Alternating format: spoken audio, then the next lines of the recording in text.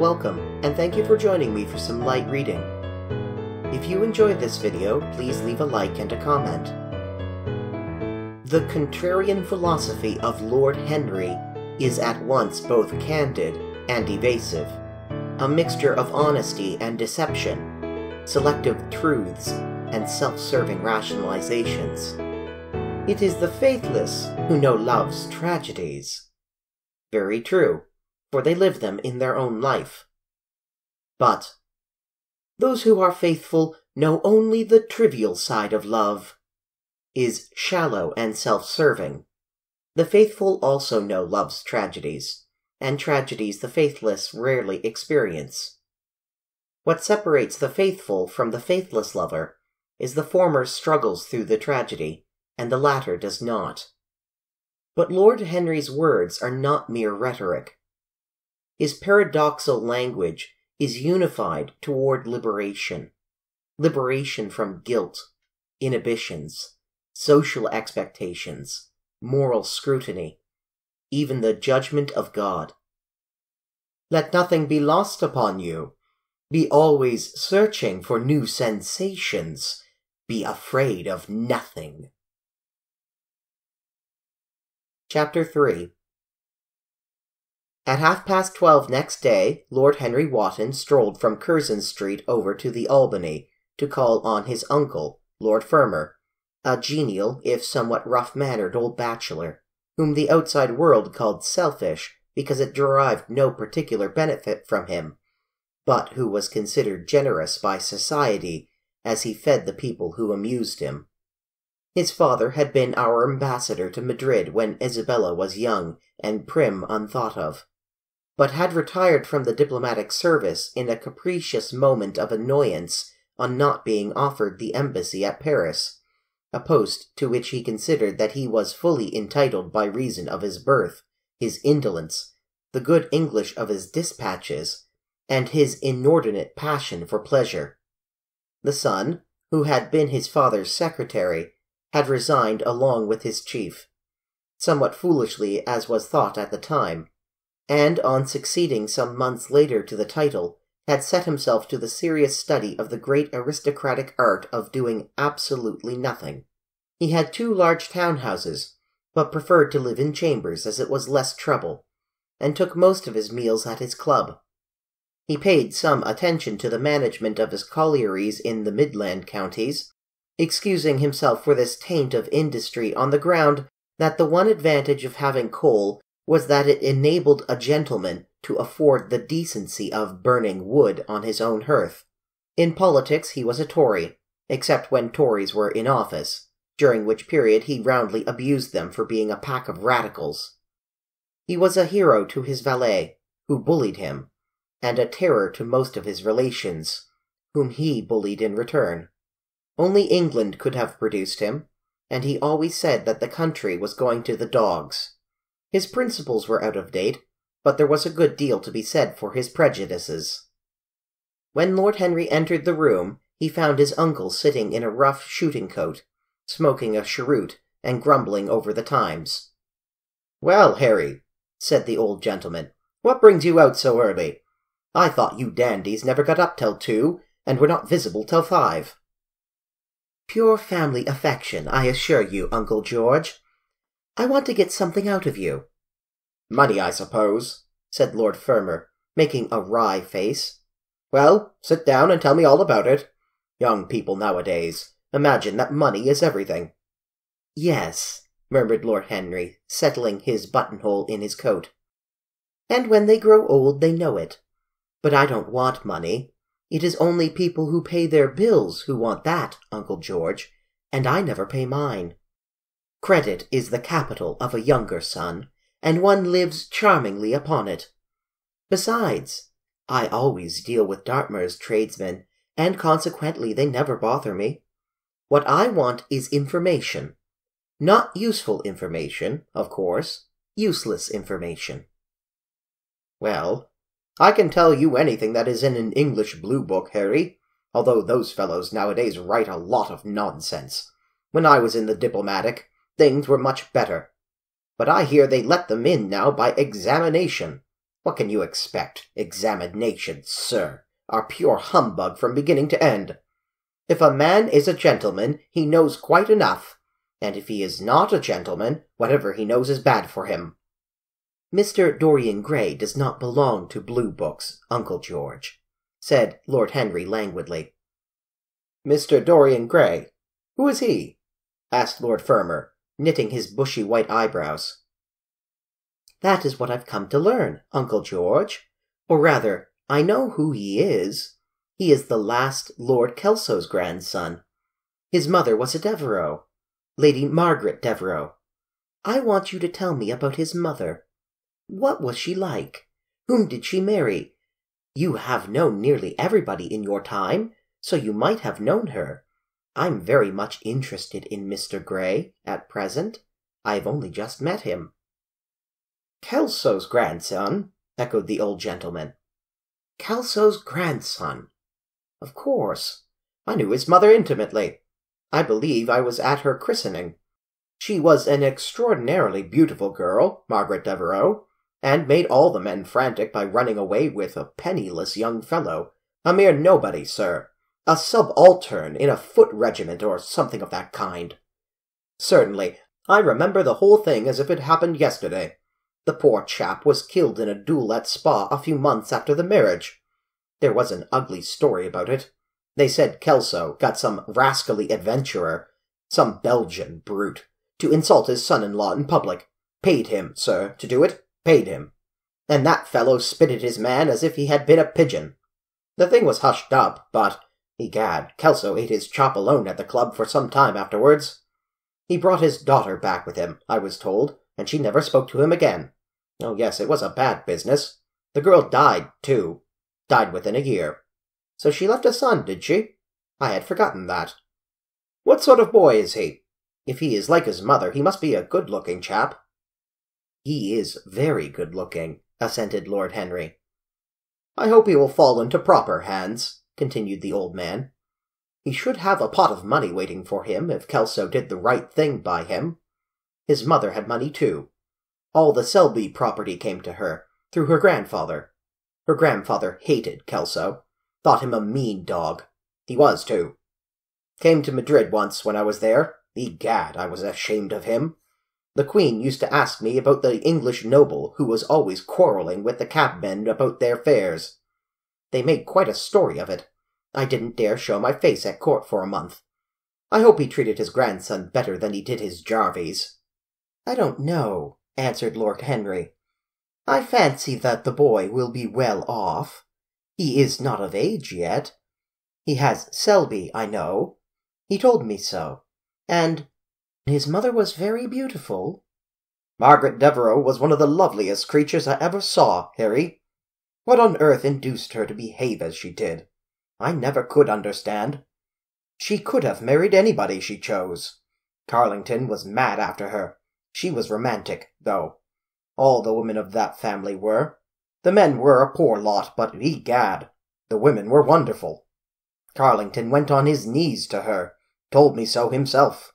She laughed at him, and there wasn't a girl in London at the time who wasn't after him. And by the way, Harry, talking about silly marriages, what is this humbug your father tells me about Dartmoor wanting to marry an American? Ain't English girls good enough for him? It's rather fashionable to marry Americans just now, Uncle George. I'll back English women against the world, Harry, said Lord Fermor, striking the table with his fist. The betting is on the Americans. They don't last, I'm told, muttered his uncle. A long engagement exhausts them, but they are capital at steeplechase. They take things flying. I don't think Dartmoor has a chance. Who are her people? Grumbled the old gentleman. Has she got any? Lord Henry shook his head. American girls are as clever at concealing their parents as English women are at concealing their past, he said, rising to go. They are pork-packers, I suppose.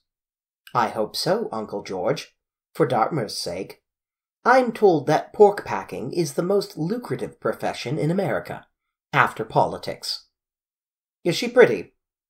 She behaves as if she was beautiful. Most American women do. It is the secret of their charm. Why can't these American women stay in their own country? They are always telling us that it is the paradise for women. It is. That is the reason why, like Eve, they are so excessively anxious to get out of it, said Lord Henry. Goodbye, Uncle George. I shall be late for lunch if I stop any longer. Thanks for giving me the information I wanted. I always like to know everything about my new friends, and nothing about my old ones. Where are you lunching, Harry? At Aunt Agatha's. I have asked myself and Mr. Gray. He is her latest protégé.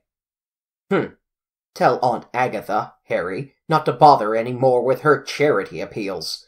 I'm sick of them. Why, the good woman thinks that I have nothing to do but write checks for her silly fads. All right, Uncle George. I'll tell her. But it won't have any effect. Philanthropic people lose all sense of humanity. It is their distinguishing characteristic. The old gentleman growled approvingly and rang the bell for his servant. Lord Henry passed up the low arcade into Burlington Street and turned his steps in the direction of Berkeley Square. So that was the story of Dorian Gray's parentage. Crudely, as it had been told to him, it had yet stirred him by its suggestion of a strange, almost modern romance. A beautiful woman, risking everything for a mad passion. A few wild weeks of happiness cut short by a hideous, treacherous crime.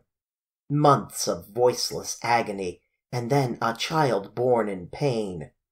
The mother snatched away by death, the boy left to solitude, and the tyranny of an old and loveless man. Yes, it was an interesting background. It posed the lad, made him more perfect, as it were. Behind every exquisite thing that existed, there was something tragic. Worlds had to be in travail, and the meanest flower might blow. And how charming he had been at dinner the night before, as with startled eyes and lips parted in frightened pleasure, he had sat opposite to him at the club. The red candle shades staining to a richer rose the wakening wonder of his face. Talking to him was like playing upon an exquisite violin. He answered to every touch and thrill of the bow. There was something terribly enthralling in the exercise of influence. No other activity was like it. To project one's soul into some gracious form, and let it tarry there for a moment. To hear one's own intellectual views echoed back to one with all the added music of passion and youth. To convey one's temperament into another, as though it were a subtle fluid, or a strange perfume. There was a real joy in that, perhaps the most satisfying joy left to us in an age so limited and vulgar as our own, an age grossly carnal in its pleasures, and grossly common in its aims. He was a marvellous type, too, this lad, whom by so curious a chance he had met in Basil's studio, or could be fashioned into a marvellous type, at any rate. Grace was his, and the white purity of boyhood, and beauty such as old Greek marbles kept for us. There was nothing that one could not do with him. He could be made a Titan or a toy. What a pity it was that such beauty was destined to fade. And Basil? From a psychological point of view, how interesting he was. The new manner in art, the fresh mode of looking at life, suggested so strangely by the merely visible presence of one who was unconscious of it all. The silent spirit that dwelt in dim woodland and walked unseen in open field, suddenly showing herself, dryad-like, and not afraid, because in his soul who sought for her there had been wakened that wonderful vision to which alone are wonderful things revealed. The mere shapes and patterns of things becoming, as it were, refined and gaining a kind of symbolic value, as though they were themselves patterns of some other and more perfect form, whose shadow they made real. How strange it all was! He remembered something like it in history. Was it not Plato, that artist in thought, who had first analyzed it? Was it not Buonarroti, who had carved it in the colored marbles of a sonnet sequence? But in our century it was strange. Yes, he would try to be to Dorian Gray what, without knowing it, the lad was to the painter who had fashioned the wonderful portrait. He would seek to dominate him, had already, indeed, half done so. He would make that wonderful spirit his own. There was something fascinating in this son of love and death. Suddenly he stopped and glanced up at the houses.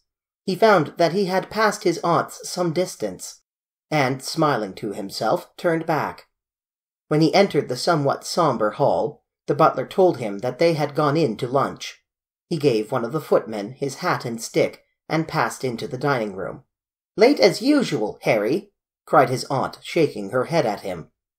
He invented a facile excuse, and having taken the vacant seat next to her, looked round to see who was there. Dorian bowed to him shyly from the end of the table, a flush of pleasure stealing into his cheeks. Opposite was the Duchess of Harley, a lady of admirable good nature and good temper, much liked by everyone who knew her, and of those ample architectural proportions that in women who are not duchesses are described by contemporary historians as stoutness. Next to her sat, on her right, Sir Thomas Borden, a radical member of Parliament, who followed his leader in public life, and in private life followed the best cooks, dining with the Tories and thinking with the Liberals, in accordance with a wise and well-known rule. The post on her left was occupied by Mr. Erskine of Treadley, an old gentleman of considerable charm and culture, who had fallen, however, into bad habits of silence, having, as he explained once to Lady Agatha, said everything that he had to say before he was 30. His own neighbour was Mrs. Vandeleur, one of his aunt's oldest friends, a perfect saint amongst women, but so dreadfully dowdy that she reminded one of a badly bound hymn-book. Fortunately for him, she had on the other side Lord Faudel, a most intelligent middle-aged mediocrity, as bald as a ministerial statement in the House of Commons, with whom she was conversing in that intensely earnest manner which is the one unpardonable error, as he remarked once himself, that all really good people fall into, and from which none of them ever quite escape. "We are talking about poor Dartmoor, Lord Henry," cried the Duchess, nodding pleasantly to him across the table. "Do you really think he will marry this fascinating young person?" "I believe she has made up her mind to propose to him, Duchess." "How dreadful!" exclaimed Lady Agatha. "Really, someone should interfere." "I am told on excellent authority that her father keeps an American dry goods store," said Sir Thomas Borden, looking supercilious. "My uncle has already suggested pork-packing, Sir Thomas." "Dry goods? What are American dry goods?" asked the Duchess, raising her large hands in wonder and accentuating the verb. "American novels," answered Lord Henry, helping himself to some quail. The Duchess looked puzzled. "Don't mind him, my dear," whispered Lady Agatha. "He never means anything that he says." "When America was discovered," said the Radical member, and he began to give some wearisome facts. Like all people who try to exhaust a subject, he exhausted his listeners. The Duchess sighed and exercised her privilege of interruption. "I wish to goodness that it had never been discovered at all," she exclaimed. "Really, our girls have no chance nowadays. It is most unfair." "Perhaps, after all, America never has been discovered," said Mr. Erskine. "I myself would say that it had merely been detected." "Oh, but I have seen specimens of the inhabitants," declared the Duchess vaguely. I must confess that most of them are extremely pretty, and they dress well, too. They get all their dresses in Paris. I wish I could afford to do the same." "They say that when good Americans die, they go to Paris," chuckled Sir Thomas, who had a large wardrobe of Humour's cast-off clothes. "Really? And where do bad Americans go when they die?" inquired the Duchess. "They go to America," murmured Lord Henry. Sir Thomas frowned. "I am afraid that your nephew is prejudiced against that great country," he said to Lady Agatha. "I have travelled all over it in cars provided by the directors, who, in such matters, are extremely civil. I assure you that it is an education to visit it." "But must we really see Chicago in order to be educated?" asked Mr. Erskine plaintively. "I don't feel up to the journey." Sir Thomas waved his hand. "Mr. Erskine of Treadley has the world on his sleeves. We practical men like to see things, not read about them. The Americans are an extremely interesting people. They are absolutely reasonable. I think that it is their distinguishing characteristic. Yes, Mr. Erskine, an absolutely reasonable people. I assure you there is no nonsense about the Americans." "How dreadful!" cried Lord Henry. "I can stand brute force, but brute reason is quite unbearable. There is something unfair about its use. It is hitting below the intellect." "I do not understand you," said Lord Thomas, growing rather red. "I do, Lord Henry," murmured Mr. Erskine with a smile. "Paradoxes are all very well in their way," rejoined the baronet. "Was that a paradox?" asked Mr. Erskine. "I did not think so. Perhaps it was. Well, the way of paradoxes is the way of truth. To test reality we must see it on the tightrope. When the verities become acrobats, we can judge them." "Dear me," said Lady Agatha, "how you men argue! I am sure I never can make out what you're talking about. Oh, Harry, I'm quite vexed with you. Why do you try to persuade our nice Mr. Dorian Gray to give up the East End? I assure you he would be quite invaluable. They would love his playing." "I want him to play to me," cried Lord Henry, smiling, and he looked down the table and caught a bright answering glance. "But they are so unhappy in Whitechapel," continued Lady Agatha. "I can sympathize with everything except suffering," said Lord Henry, shrugging his shoulders. "I cannot sympathize with that. It is too ugly, too horrible, too distressing.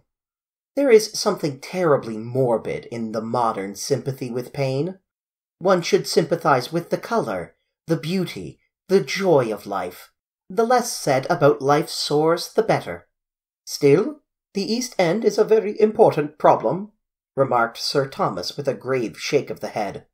"Quite so," answered the young lord. "It is the problem of slavery, and we try to solve it by amusing the slaves." The politician looked at him keenly. "What change do you propose, then?" he asked. Lord Henry laughed. "I don't desire to change anything in England except the weather," he answered. "I am quite content with philosophic contemplation. But, as the 19th century has gone bankrupt through an over-expenditure of sympathy, I would suggest that we should appeal to science to put us straight. The advantage of the emotions is that they lead us astray, and the advantage of science is that it is not emotional." "But we have such grave responsibilities," ventured Miss Vandeleur timidly. "Terribly grave," echoed Lady Agatha. Lord Henry looked over at Mr. Erskine. "Humanity takes itself too seriously. It is the world's original sin. If the caveman had known how to laugh, history would have been different." "You are really very comforting," warbled the Duchess. "I have always felt rather guilty when I came to see your dear aunt, for I take no interest at all in the East End. For the future I shall be able to look her in the face without a blush." "A blush is very becoming, Duchess," remarked Lord Henry. "Only when one is young," she answered. "When an old woman like myself blushes, It is a very bad sign. Ah, Lord Henry, I wish you would tell me how to become young again. He thought for a moment. Can you remember any great error that you committed in your early days, Duchess? He asked, looking at her across the table. A great many, I fear, she cried. Then commit them over again, he said gravely. To get back one's youth, one has merely to repeat one's follies. A delightful theory, she exclaimed. I must put it into practice. A dangerous theory, came from Sir Thomas's tight lips. Lady Agatha shook her head, but could not help being amused. Mr. Erskine listened. Yes, he continued, that is one of the great secrets of life. Nowadays, most people die of a sort of creeping common sense, and discover when it is too late that the only things one never regrets are one's mistakes. A laugh ran round the table. He played with the idea and grew wilful, tossed it into the air and transformed it, let it escape and recaptured it, made it iridescent with fancy and winged it with paradox. The praise of folly, as he went on, soared into a philosophy, and philosophy herself became young, and catching the mad music of pleasure, wearing, one might fancy, her wine-stained robe and wreath of ivy, danced like a bacchante over the hills of life, and mocked the slow Silenus for being sober.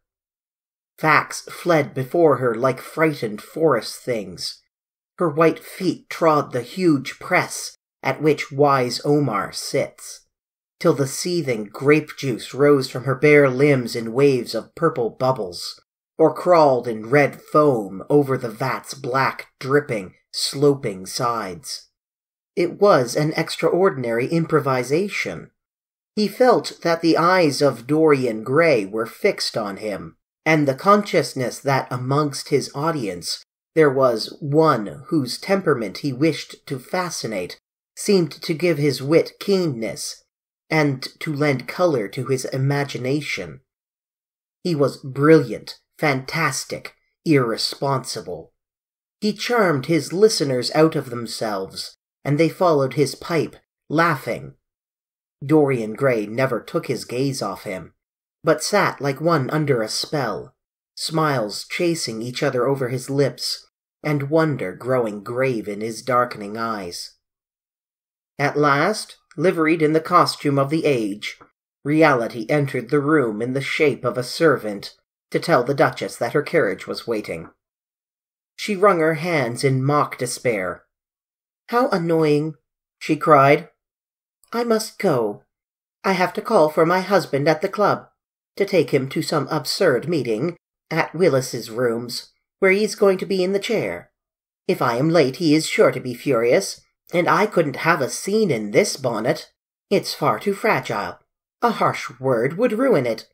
No, I must go, dear Agatha. Goodbye, Lord Henry. You are quite delightful and dreadfully demoralizing. I am sure I don't know what to say about your views. You must come and dine with us some night. Tuesday. Are you disengaged Tuesday?" "For you, I would throw over anybody, Duchess," said Lord Henry with a bow. "Ah, that is very nice and very wrong of you," she cried. "So, mind you come." And she swept out of the room, followed by Lady Agatha and the other ladies. When Lord Henry had sat down again, Mr. Erskine moved round, and taking a chair close to him, placed his hand upon his arm. "You talk books away," he said. "Why don't you write one?" "I'm too fond of reading books to care to write them, Mr. Erskine. I should like to write a novel, certainly. A novel that would be as lovely as a Persian carpet, and as unreal. But there is no literary public in England for anything except newspapers, primers, and encyclopedias. Of all people in the world, the English have the least sense of the beauty of literature." "I fear you are right," answered Mr. Erskine. "I myself used to have literary ambitions, but I gave them up long ago. And now, my dear young friend, if you will allow me to call you so, may I ask if you really meant all that you said to us at lunch?" "I quite forget what I said," smiled Lord Henry. "Was it all very bad?" "Very bad indeed. In fact, I consider you extremely dangerous. And if anything happens to our good Duchess, we shall all look on you as being primarily responsible. But I should like to talk to you about life. The generation into which I was born was tedious.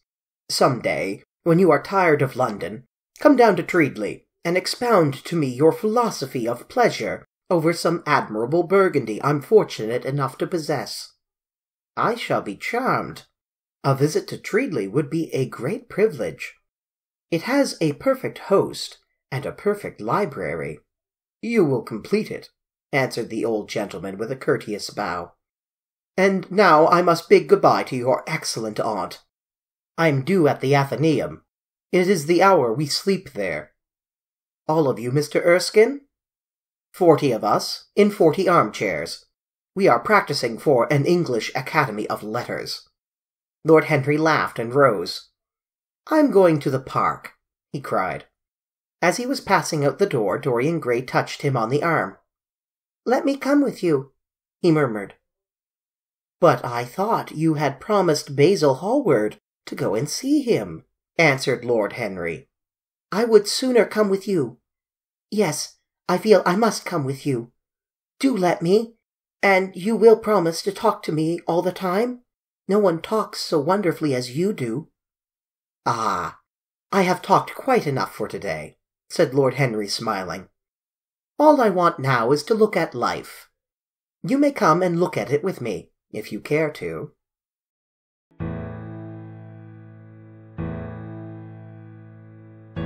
If you've enjoyed this light reading, please like the video and leave a comment. And until next time, may light shine upon your path.